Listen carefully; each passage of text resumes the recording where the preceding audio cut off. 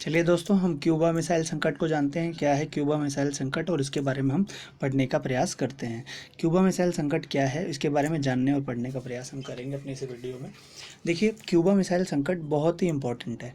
क्यों? क्योंकि ये हर बार 12th के बोर्ड एग्ज़ाम्स में आया है और लोग आस्क भी करते हैं इसके बारे में काफ़ी, क्योंकि शुरुआती चैप्टर है, अच्छे तरह से लोग पढ़ते हैं। तो आप भी इसको अच्छी तरह से ही जानिएगा। और आ जाइए, हम क्यूबा मिसाइल संकट के बारे में जिक्र करते हैं। देखिए, द्वितीय विश्व युद्ध समाप्त हुआ। अब द्वितीय विश्व युद्ध में दोनों ही क्षेत्र अपनी शक्तियां बढ़ाने में लगे हुए थे। दोनों ही क्षेत्र चाहते थे कि हमारी शक्तियां किस भी प्रकार से इंक्रीज़ हों। तो उसी के दौर में ये क्यूबा मिसाइल संकट हुआ। क्यूबा मिसाइल संकट हुआ कैसे, मैं आपको बताता हूँ। जैसे आप ये चित्र बनाएंगे तो ये दक्षिणी अमेरिका का इस प्रकार से कुछ चित्र बनता है। यहाँ खाड़ी है कैलिफोर्निया की, तो यहाँ पर इस तरह से ये छोटा सा द्वीप है क्यूबा। अब क्यूबा अमेरिकी क्षेत्र में रहते हुए भी पूंजीवादी व्यवस्था को ना फॉलो करते हुए साम्यवादी व्यवस्था को फॉलो करता था। ठीक है।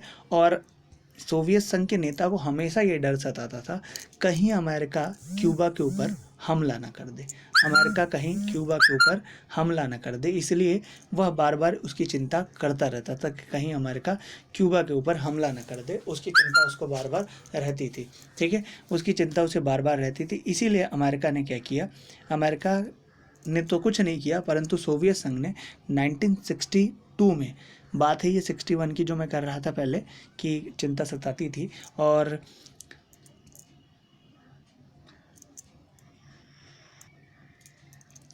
जो मैं बात कर रहा था उसमें जो क्यूबा के उस समय प्रधानमंत्री थे, क्यूबा के जो राष्ट्रपति थे उनका नाम था फिदेल कास्त्रे। फिदेल कास्त्रे की मृत्यु 2014 में हुई थी। आप जान सकते हैं कितना लंबा शासन किया उन्होंने, 61 से लेकर 2014 तक। मतलब अंतिम समय तक वो मरे ही नहीं। 2014 में उनकी मृत्यु हुई आकर। तो उनको क्या लगता था, सोवियत संघ वालों को लगता था कहीं अमेरिका हमला ना करके फिदेल कास्त्रे का शासन को हटा न दे। और जब फिदेल कास्त्रे को शासन को अमेरिका हटाएगा तो फिर इसका मतलब हमारा बेस एक चला जाएगा। तो 1962 में क्या किया, रूस के मिखाइल गोरबच्चे ने, नाम था मिखाइल गोरबच्चे, रूस के उस समय नेता थे, रूस के मतलब सोवियत संघ के नेता थे। इन्होंने क्या किया, इन्होंने क्यूबा में सैनिक अड्डा बनाने की सोची। सैनिक अड्डा, वो भी कौन सा, हवाई सैनिक अड्डा बनाने की सोची। और हवाई सैनिक अड्डा बनाने के तहत इन्होंने क्या किया, क्यूबा में मिसाइल, वो भी कौन सी, परमाणु मिसाइल तैनात कर दी। अब परमाणु मिसाइल तैनात कर दी तो अमेरिका पहली बार रूस के, अर्थात रूस कह सकते हैं सोवियत संघ के, इतना पास आ गया था कि वो अगर हमला भी करे तो सीधा उसके पास जाकर लगेगा। इतने पास आ चुका था। तो अब अमेरिका को इसकी बात 3 हफ्ते बाद पता चली। तो अमेरिका चाहता था कि अब दोनों देशों के बीच कोल्ड वॉर ना हो, तो हम इसे कैसे भी करके समझा ले, दोनों के तहत एक समझौता हो जाए और दोनों एक दूसरे को क्या कर लें, समझा ले, और किसी भी प्रकार से युद्ध ना हो। तो उस समय अमेरिका के जो राष्ट्रपति थे उनका नाम था जॉन एफ कैनेडी। और जॉन एफ कैनेडी ने प्रयास किया। तो इन्होंने भी क्या किया पता है, अपने जहाजी बेड़े को भेज दिया समुद्र में और कहा कि जो भी सोवियत संघ की तरफ से क्यूबा को तरफ आ रहा है उसे रास्ते में ही रोक दिया जाए। तो दोनों देश आमने सामने आ गए। विश्व को लगा कि एक और लड़ाई हो जाएगी और परमाणु मिसाइल तैनात हो गई। तो इसे ही लोगों ने क्यूबा मिसाइल संकट का क्या किया, नाम दिया। तो चलिए आ जाइए, क्वेश्चन पे जाते हैं हम लोग। जो क्वेश्चन हमारे सामने है, क्यूबा मिसाइल संकट। क्यूबा मिसाइल एक छोटा सा द्वीप था जो अमेरिकी तट से लगा हुआ था और फिदेल कास्त्रे यहाँ के नेता थे। ठीक है, क्यूबा मिसाइल एक छोटा सा द्वीपीय देश था, मैंने आपको बताया, जो अमेरिका के तट से लगा हुआ था और फिदेल कास्त्रे यहाँ के राष्ट्रपति थे। ठीक है, आपको ये क्लियर हुआ। फिदेल कास्त्रे क्या थे, यहाँ के राष्ट्रपति थे। यह नज़दीक तो अमेरिका के है था, परंतु क्यूबा पर जुड़ने से, क्यूबा जो था अमेरिका के तो नज़दीक था, परंतु वो ज़्यादातर सहायता उसको कौन देता था, सोवियत संघ देता था। और सोवियत संघ की कूटनीतिक बातों को क्या करता था, वो फॉलो किया करता था। कूटनीतिक बातों को फॉलो किया करता था। सारी वित्तीय सहायता उसे सोवियत संघ ही देता था। सोवियत संघ के नेता मिखाइल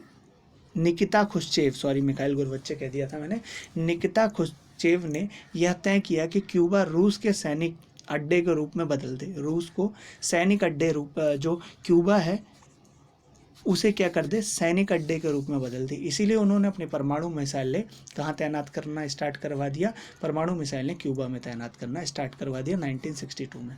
अब अमेरिका हथियारों की तैनाती के बाद नज़दीक निशाने पर आ गया। जब वहाँ मैंने आपको बताया ना, जब हथियार तैनात होने लगे तो अमेरिका पहली बार नज़दीक आ गया, किसके, सोवियत संघ के। अब वो परमाणु मिसाइल से अमेरिका को और हानि पहुंचा सकता था। अमेरिका को इसकी बात का 3 हफ्ते बाद इसका पता चला, तो अमेरिका ने को इसकी खबर का 3 हफ्ते बाद पता लगी, और कैनेडी ऐसा कुछ करना से डर रहे थे जिससे दोनों देशों के बीच युद्ध शुरू हो जाए, क्योंकि और युद्ध ने देखा कि पहला विश्व युद्ध दूसरा विश्व युद्ध कुछ नहीं लाया, खाली अपने साथ जान माल की हानि ही लेकर आया। अमेरिका की इसकी खबर लगी। अब क्यूबा मिसाइल संकट को शीत युद्ध का चरम बिंदु भी कहा गया।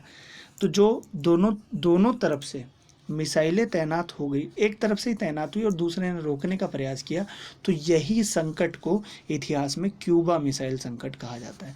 क्या कहा जाता है, क्यूबा मिसाइल संकट कहा जाता है। समझिए, ये ऐसा संकट था जो तृतीय विश्व युद्ध को होते होते रह गया।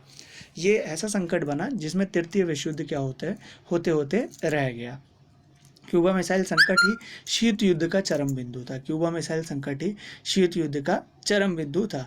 अब शीत युद्ध के दौर में कुछ प्रश्न उत्तर के बारे में हम बात कर लेते हैं, ठीक है, क्लियर है।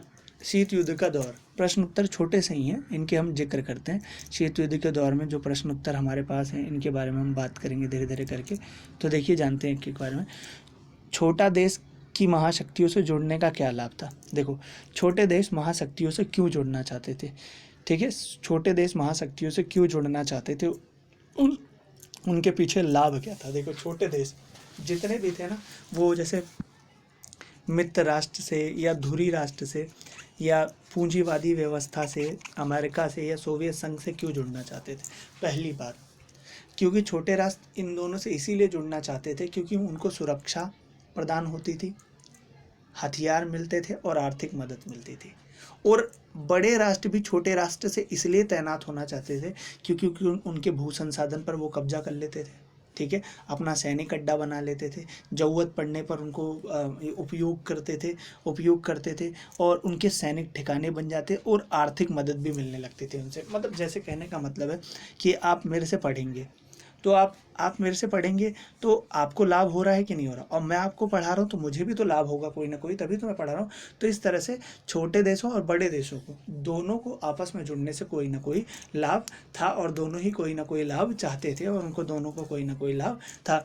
शीत युद्ध के दायरे, फैलाव क्या क्या थे, शीत युद्ध के दायरे क्या थे, फैलाव क्या क्या थे, इसके बारे में हम लोग जानते हैं।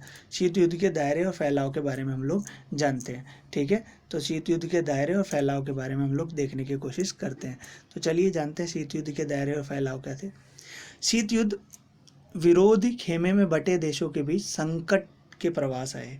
युद्ध द्वारा संभावना रही कि कोई बड़ा युद्ध नहीं हुआ। कोरिया, वियतनाम और अफगानिस्तान जनहानि हुई, ठीक है। तो यहाँ पर हम शीत युद्ध के दायरे में जानेंगे। विरोधी खेमे में बटे देशों के बीच संकट के अवसर आए। जो विरोधी खेमे में बटे देश थे छोटे छोटे, उनके बीच में संकट आना ही था।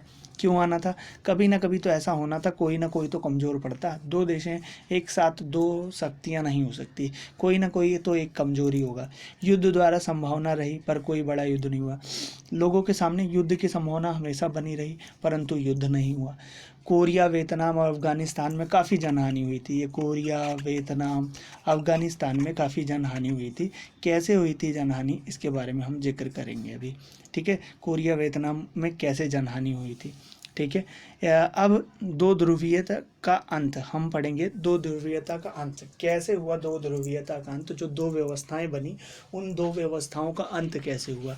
तो दो व्यवस्थाओं का अंत इस प्रकार से हुआ कि हमारे यहाँ क्या हुआ था, हमारे यहाँ दूसरे विश्व युद्ध के समाप्त होने के बाद अमेरिका तथा सोवियत संघ दुनिया के दो गुटों में बांट दिया था।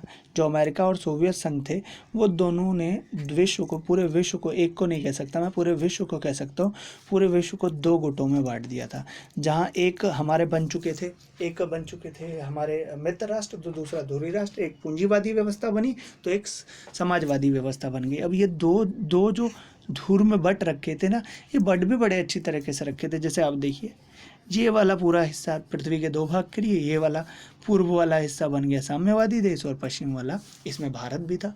भारत जो किसी के साथ नहीं गया, इसने अपनी एक नई नीति अपनाई जिसका नाम था गुटनिरपेक्ष नीति। आगे चलकर हम उसको भी पढ़ेंगे क्या था गुटनिरपेक्ष नीति। ठीक है, बंटवारे सबसे पहले यूरोप महाद्वीप में शुरू हुआ।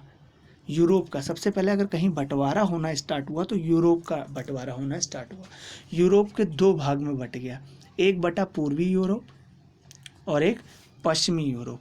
अब देखिए ये कैसा था, मतलब कि अगर मैं कहता हूँ कि आपके 2 भाई हैं, जिसको मैं पढ़ा रहा हूँ उसके 2 भाई हैं, तो अगर मेरे जैसे 2 टीचर हैं पढ़ाने वाले, तो वो क्या करते थे पता है, एक भाई को आप खींच लो, एक भाई को मैं। ऐसे ही यहाँ पर क्या करते थे, यहाँ देश भी करने लगे, दोनों महाशक्तियाँ भी करने लगे। जितने छोटे देश थे उन्हें 2 हिस्सों में बांटकर अपनी तरफ खींच लिया करते थे। जितने भी छोटे देश थे उन्हें 2 हिस्सों में बांटा जाए और उन्हें अपनी तरफ खींच लिया जाए, ये उनका काम था और ये वो लोग करा करते थे। इसमें कोई संकोच वो लोग नहीं करते थे। बंटवारा सबसे पहले जो स्टार्ट हुआ वो यूरोप का हुआ। यूरोप का जो पूर्वी भाग बटा, पूर्वी भाग ये वाला, इस पूर्वी भाग पर सोवियत संघ ने कब्जा कर लिया और पश्चिमी भाग पर दक्षिण अमेरिका ने। पूर्वी भाग में कुछ यूरोप, जर्मनी, इस तरह से बहुत सारी चीज़ें आती थी। छोटे देश महाशक्तियों में शामिल होने के निजी हित के लिए हुए थे। ऐसा नहीं था कि छोटे देश को ही शामिल करना जा रहा था, छोटे देश भी जानबूझकर शामिल हो रहे थे। क्यों? उसके पीछे मैंने आपको कारण बताया था ना कि उनको आर्थिक मदद मिलती थी, सैन्य सहायता उनकी हो जाती थी, हथियार उनको प्रोवाइड हो जाते थे और हथियार के साथ साथ उनकी सुरक्षा का वादा भी किया जाता था। जैसे मैं बोलूँ, तू अभी भाई की शरण में है, तुझे भाई के सिवा कोई बचा नहीं सकता। आजकल चलता ना भाई वर्ड, बहुत बहुत चल रहा है भाई। आजकल लोग भाई भाई करते रहते हैं, आपस में लड़के लड़ते हैं तो भाई भाई करते हैं। तो भाई का वर्ड जो सामने आया था, तो ये भाई का वर्ड समझो वहीं से सामने आया था कि भाई तू मेरी प्रोटेक्शन में, तुझे कोई हाथ नहीं लगा सकता। तो वही वाली चीज़ यहाँ पर हुई और उसके प्रोटेक्शन में बात कही गई और कोई हाथ लगा नहीं सकता था। इसलिए छोटे राष्ट्रों ने भी बंटने में अपना फ़ायदा समझा। अब क्या हुआ, अमेरिका ने अपने आप को और पावरफुल बनाने के लिए एक संगठन बनाया, नाटो। क्या बनाया? नाटो। नाटो को कहते हैं North Atlantic Treaty Organisation. North Atlantic Treaty Organisation, Hindi में उत्तरी अटलांटिक संधि संगठन। उत्तरी अटलांटिक संधि संगठन। उत्तरी अटलांटिक संधि संगठन की स्थापना जो हुई थी वो अप्रैल, इसका जो नाटो की जो स्थापना हुई थी वो अप्रैल 1949 में हुई थी। किस में हुई थी? अप्रैल 1949 में हुई थी। इसके सदस्य देशों की संख्या कितनी थी? 12 थी। इसमें सदस्य देशों की संख्या कितनी थी? 12 थी। जिस समय ये स्थापना हुई थी सदस्य देशों की संख्या 12 थी। आज तो आई थिंक 28 हो चुकी है। अभी तक सदस्य देशों की संख्या कितनी थी? 12 थी। उद्देश्य क्या था नाटो का? नाटो क्यों बना, उसके पीछे क्या उद्देश्य थे, इसके बारे में जानेंगे। नाटो जो बना, नाटो सभी 12 सदस्यों को एक दूसरे से मदद करेगी, मिलकर रहेंगे। अर्थात देखिए यहाँ पर क्या बात करेगी, ध्यान दीजिएगा, मिलकर रहेंगे। मिलकर रहने का मतलब क्या था? अब यहाँ पर नाटो क्यों बनाया गया पता है? नाटो एक सैनिक संगठन था जो अमेरिका की तरफ से बनाया गया था। अब इस सैनिक संगठन में क्या था, अगर आप इन 12 सदस्यों में से किसी एक पर हमला करते थे तो वो 12 के 12 पर माना जाता था।